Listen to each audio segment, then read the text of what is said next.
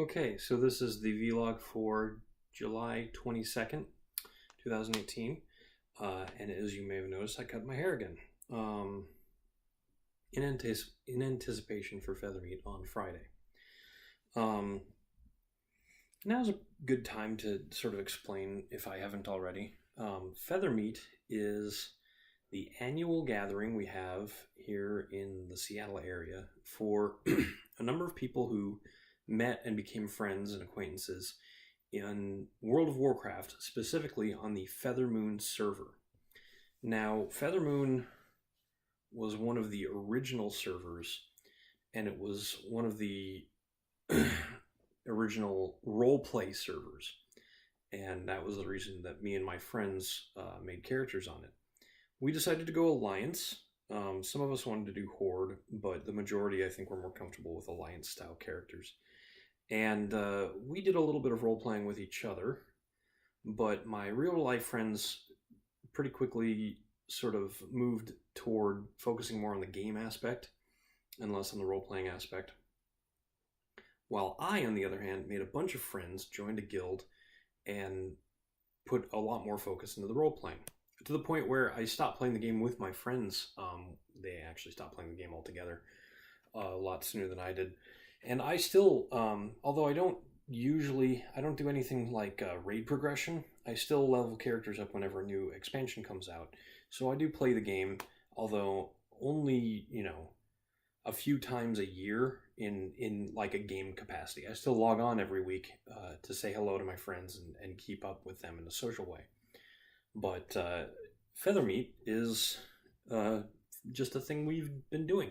In fact, a lot of people that do Feather Meet don't actually play the game anymore, but we've all become really good friends and we like seeing each other once a year. People fly in from all over the place. We have a couple people who fly in from Australia. I know one person from Las Vegas, a couple folks from the East Coast. A lot of us are local, actually. And not everybody started off local. I know one guy, Ruben, he actually used to live on the East Coast. No, he lived down in California. I take it back. Sorry, Ruben. You're probably not going to watch this.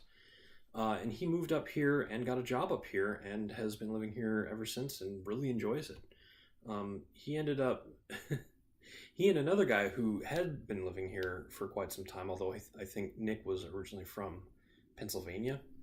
The two of them ended up being good friends of a friend of mine from college, Adam Johnson, who sadly passed away about 4 or 5 years ago.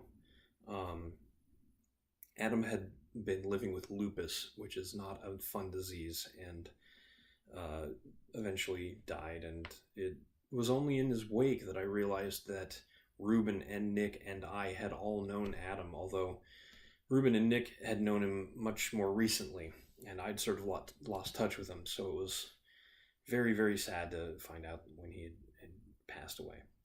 But enough about that. I want to talk a little bit about my day. Aside from getting a haircut first thing, I spent my day doing something very odd. Oh god, the shirt's not very clean, so I'm going to stop doing that.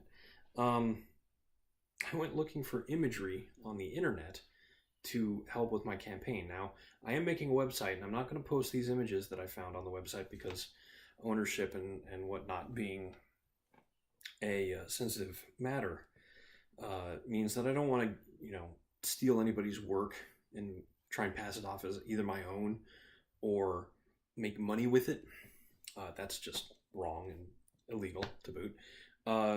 But I might use it, I might print it out and use it as visual aids while actually running the game. In that case, there's only going to be, 4 or 5 other people besides me who are going to see it.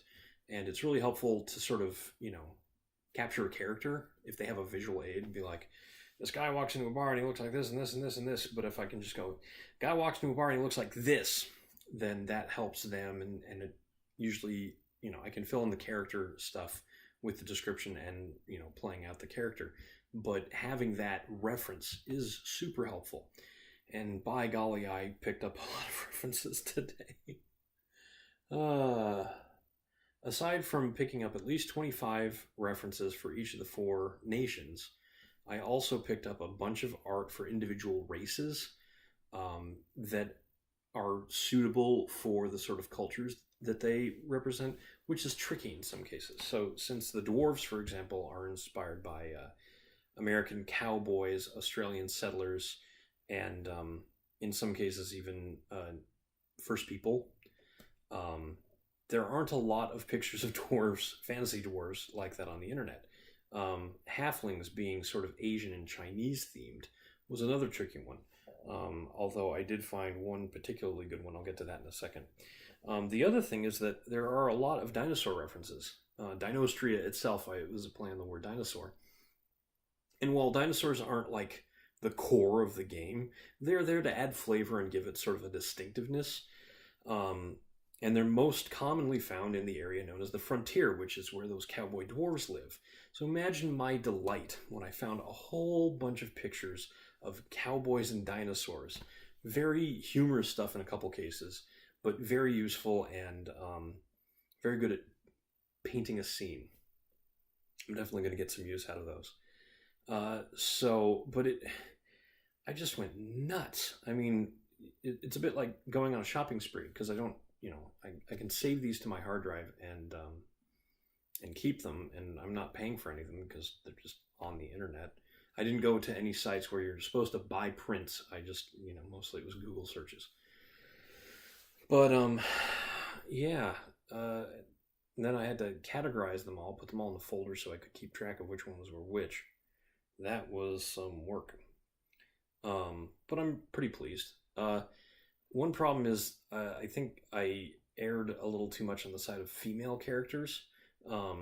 As it turns out, a lot of fantasy art is of female characters because it's fantasy role-playing games mostly get played by a young male audience, and young males as a whole are attracted to female imagery. So there was a lot of female pictures, some of it very scantily clad, the kind of stuff you'd expect from a juvenile experience. But a lot of it was actually just really good and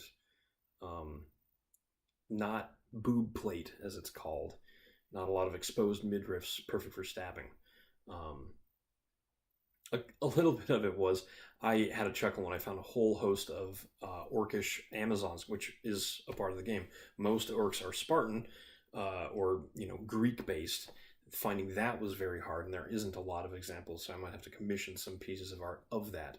But I did come up with the idea of orcish Amazons and their kidnapping of men of other races, the reason half orcs exist.